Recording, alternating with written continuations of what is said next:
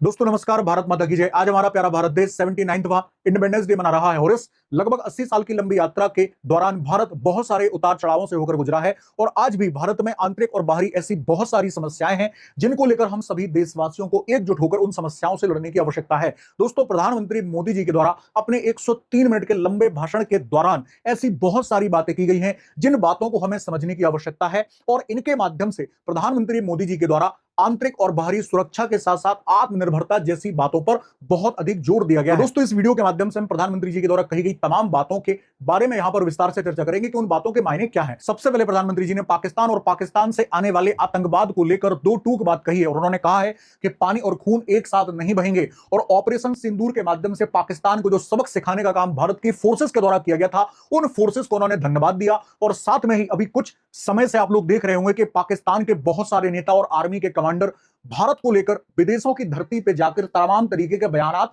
देते रहे हैं। आप लोगों ने सुना होगा कि पाकिस्तान के द्वारा धमकी दी गई कि अगर सिंधु नदी के ऊपर डैम बनाया गया भारत के द्वारा तो हम उसको मिसाइल दाग कर तोड़ देंगे और इसके अलावा परमाणु हमले की धमकी भी पाकिस्तान के द्वारा लगातार भारत को दी जाती रही है। इसको लेकर भी प्रधानमंत्री जी ने स्पष्ट तौर पर कहा है कि परमाणु धमकी से हम यहां पर डरने वाले नहीं है। अगर आपके पास परमाणु कुछ किलो के होंगे लेकिन हमारे पास किलो टन के परमाणु बम है और एक बार अगर हमने उनको छोड़ दिया तो आपकी पतलून गीली हो जाएगी। तो इस प्रकार से इन्होंने ऑपरेशन सिंदूर को लेकर भी सारे के सारे लोगों को आश्वस्त किया कि इस प्रकार के जो प्रोजेक्ट हैं, इस प्रकार के जो ऑपरेशन है भविष्य में होते रहेंगे। और साथ में यह कहा है कि पाकिस्तान की धरती से समर्थित जो आतंकवाद है उस आतंकवाद को लेकर भारत सख्ती से खड़ा है। अब इसी भाषण के दौरान प्रधानमंत्री जी ने एक मिशन के बारे में भी चर्चा की है जिसे कहा गया है सुदर्शन चक्र मिशन। प्रधानमंत्री जी ने सुदर्शन चक्र मिशन के बारे में भी बात की है। अब यह सुदर्शन चक्र मिशन क्या है तो आप सभी लोग जानते हैं कि भगवान विष्णु और विष्णु जी के द्वारा कृष्ण जी को दिया गया सुदर्शन चक्र जिससे वो विरोधियों का सामना करते थे। तो सुदर्शन चक्र मिशन को आप इस तरीके से समझ सकते हैं कि जिस प्रकार से ऑपरेशन सिंदूर के बाद पाकिस्तान की तरफ से जो ड्रोन्स और मिसाइल्स के हमले हुए थे और उन हमलों को रोकने में हमारे पास जो एयर डिफेंस सिस्टम है जिसे हम S-400 के नाम से जानते हैं, जिसको हमने रसिया से लिया है, S-400 के द्वारा उन सारे के सारे हमलों को नाकाम कर दिया गया था। इसी प्रकार का एक सुदर्शन चक्र जो है भारत के द्वारा भी डिफेंस सिस्टम के द्वारा बनाया जाएगा लगभग 2035 तक। इसको ना सिर्फ सेना के लिए बल्कि नागरिक सेवाओं के लिए भी अस्पतालों में, बड़े बड़े हॉस्पिटल्स में, शिक्षा संस्थानों में, बड़ी बड़ी इमारतों में, सरकारी दफ्तरों में इनको लगाया जाएगा जिनको कभी ना कभी आतंकवादियों से कोई ना कोई थ्रेट मिलता रहता है। तो इस प्रकार का सुदर्शन चक्र अगर भारत के पास भारत डेवलप कर लेगा तो इससे भारत की सिक्योरिटी में चार चांद लग जाएंगे। ये बात प्रधानमंत्री जी के द्वारा वहां पर कही गई है। इसके अलावा उन्होंने एक और घोषणा की है कि हम अब से खुद के स्टेशन पर यानी कि खुद के स्पेस स्टेशन पर भी काम करेंगे। अभी आप सभी लोग जानते होंगे कि चाइना के पास और अमेरिका के पास अपना खुद का स्पेस स्टेशन है। अभी हाल ही में Sudhanshu Shukla ji international space station में गए थे जून के महीने में और उसके बाद उनकी भारत वापसी हुई थी।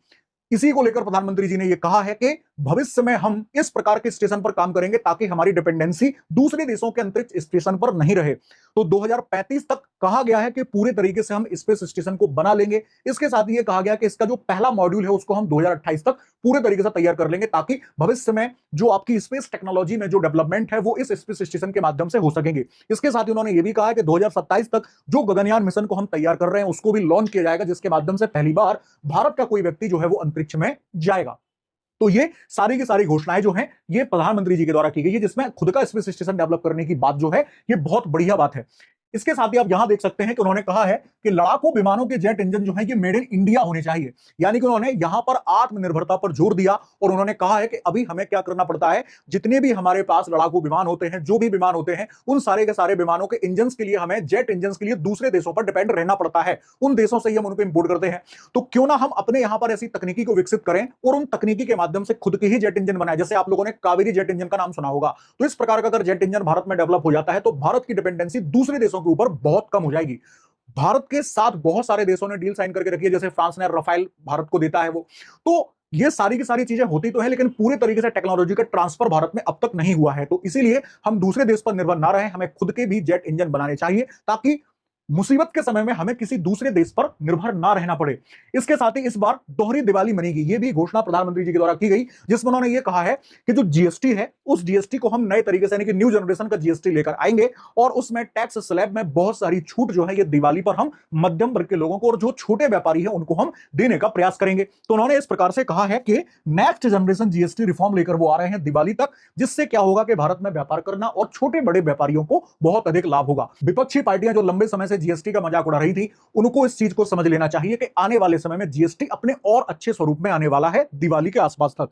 इसके साथ ही उन्होंने एक बात पर और चिंता जाहिर की है और वो कहा है डेमोग्राफी मिशन। डेमोग्राफी मिशन का मतलब सीधा सा ये है कि आप लोगों ने अभी हाल ही में न्यूज वगैरह सुनी होंगी कि भारत के सीमावर्ती क्षेत्रों में बहुत सारे घुसपैठियों की जो है वो बढ़त, यानी कि उनकी संख्या में वृद्धि हो रही है।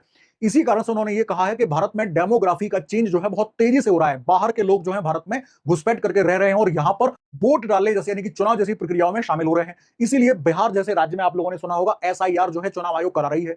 तो ये डेमोग्राफी चेंज का एक मिशन जो है प्रधानमंत्री जी ने घोषित किया है, जिसके माध्यम से उन्होंने कहा है कि हम आने वाले समय में भारत में इस तरीके से डेमोग्राफी में जो चेंज हो रहा है उस चेंज को कम करेंगे और जितने भी घुसपैठिए भारत के अंदर घुसे हैं, चाहे वो रोहिंग्या हो, चाहे वो बांग्लादेशी हो, चाहे वो किसी भी प्रकार से हो, उन सारे के सारे लोगों को चुन चुनकर निकाला जाएगा और उनके देश या उनके लिए कोई दूसरी व्यवस्था की जाएगी और भारत की मतदाता सूची को भी और डेमोग्राफी को बेहतर करने का प्रयास आने वाले समय में किया जाएगा। तो उन्होंने बोला है कि जब सीमावर्ती क्षेत्र में डेमोग्राफी में परिवर्तन होता है तब सुरक्षा, राष्ट्रीय सुरक्षा के लिए संकट पैदा हो जाता है। इससे देश की एकता और अखंडता, प्रगति के लिए संकट पैदा होता है। कोई भी देश खुद को घुसपैठियों के हवाले नहीं कर सकता। इसलिए हमने एक हाई पावर डेमोग्राफी मिशन शुरू करने का निर्णय लिया है, यानी कि आने वाले समय में ये जो काम भारत में भी वर्तमान में चल रहा है इसमें और ज्यादा रफ्तार आने की पूरी पूरी संभावना है।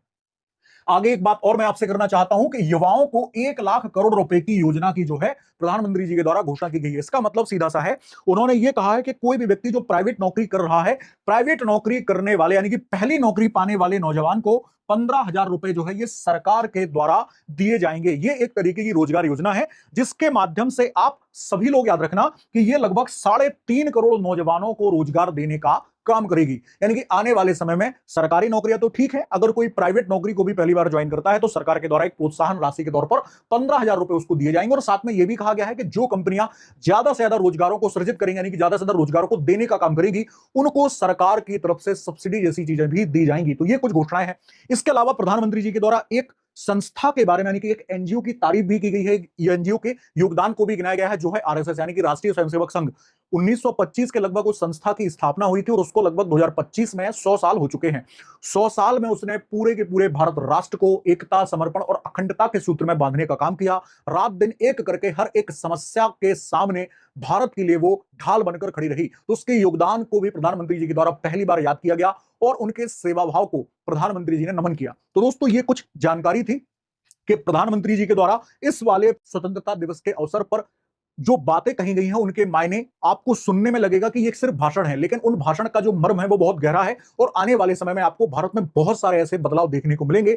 वर्तमान समय में भारत के अंदर जो गतिविधियां चल रही हैं उन गतिविधियों को चैलेंज करने के लिए और उन गतिविधियों को पूरे तरीके से खत्म करने के लिए ये भाषण जो है ये बहुत महत्वपूर्ण है। तो दोस्तों ये था आज का वीडियो। आप सभी लोगों के काम की बात सिर्फ सिटी ऑफ रवि के साथ।